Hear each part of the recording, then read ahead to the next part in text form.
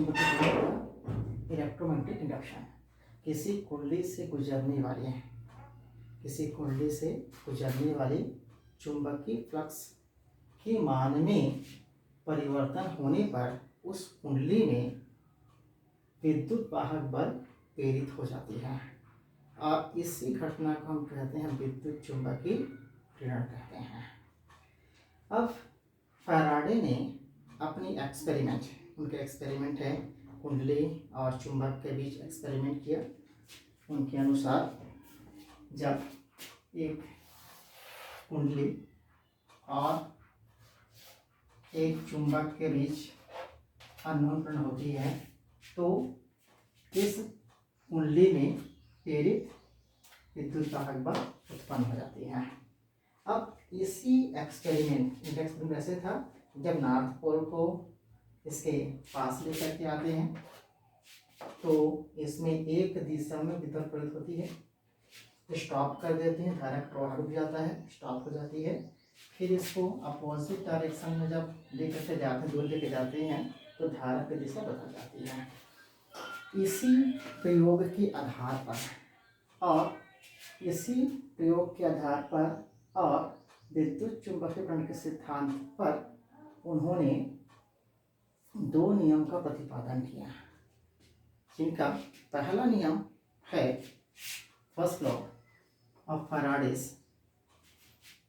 किसी बंद कुंडली, यहाँ बस विद्युत चुंबकन में कुंडली कैसे भी हो सकता था, इसका फर्स्ट लॉ में होता है जब किसी बंद कुंडली से गुजरने वाली फ्लक्स के मान में परिवर्तन किया जाता है तो उस कुंडली में प्रेरित विद्युत वाहक बल उत्पन्न हो जाती है, जिसके कारण उस कुंडली में विद्युत धारा बहने लगती है।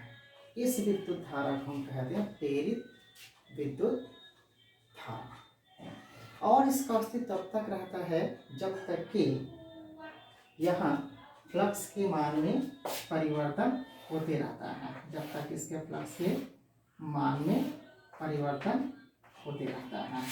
जैसे फ्लक्स के मान में परिवर्तन बंद कर देते हैं तो विद्युत धारा भी शून्य हो जाती है, रुक जाती है। और इसमें फ्लक्स में परिवर्तन को यदि बढ़ा दें तो धारा की दिशा बदल जाती है और कम करने पर धारा पहले के समान बहने लगती है। तो ये था इसका पहला नियम। अब देखते हैं फैराडे का दूसरा नियम।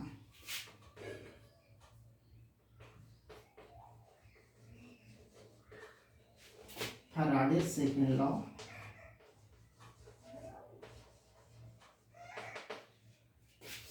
फैराडे का विद्युत चुंबकीय दूसरा नियम। तो फैराडे बताते हैं कि विद्युत चुंबकीय प्रेरण से उत्पन्न कुंडली में विद्युत वाहक बल, जो विद्युत वाहक बल होता है वो उसके फ्लक्स में परिवर्तन की दर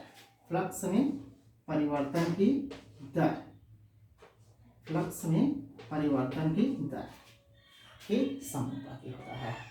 जहाँ जो फाई होता है, फाई का मतलब होता है फ्लक्स,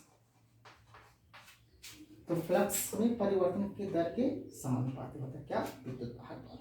तो ये दूसरा नियम हो गया। इसी को मैथमेटिकली समझ सकते हैं। मान लेते हैं कि प्रारंभ में फ्लक्स फाई है, प्रारंभिक फ्लक्स क्या हो गया, फाई हो गया।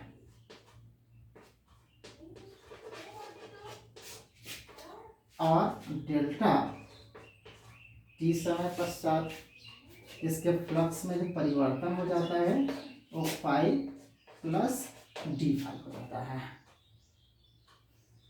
स्टार्टिंग में फाई था, डेल्टा टी समय के बाद में कितना होता है, फाई प्लस डी फाई हो जाता है। तो फ्लक्स में परिवर्तन, change in flux, d phi, दोनों में डिफरेंस निकाल देते हैं तो ये हो जाएगा phi d phi minus phi तो कुल मिला करके क्या मिल जाएगी आपको, d∅। ये हो जाएगी फ्लक्स में परिवर्तन। तो इस प्रकार से हमने परिवर्तन निकाल लिए। अब निकालते हैं rate of change of flux. Rate of change of flux क्या हो जाएगा, d∅/dt। फ्लक्स में परिवर्तन की दर। और अकॉर्डिंग टू परिभाषा, अकॉर्डिंग टू डेफिनेशन यदि हम लोग चलते हैं तो डेफिनेशन क्या कह रहा है कि एक फ्लक्स में जो परिवर्तन होता है वो विद्युत वाहक बल इस विद्युत वाहक बल के समानुपाती होता है।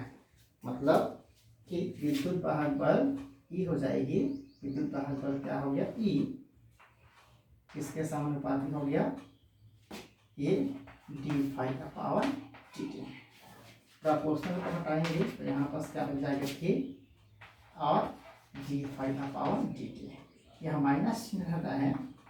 माइनस चिन्ह क्यों होता है, हमने सेकंड परिभाषा में देखे कि यदि फ्लक्स के मान को बढ़ा दिया जाता है तो धारा का दिशा विपरीत हो जाती है, और फ्लक्स के मान को कम करते हैं तो उसी समय बहती है, इसलिए यहाँ पर क्या होती है, माइनस चिन्ह होती है।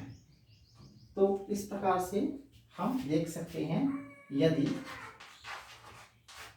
एएसआई सिस्टम में के का मान हमेशा क्या होता है, 1 होता है, तो विद्युत वाहक बल का मान अब क्या मिल जाएगा, -d∅/dt।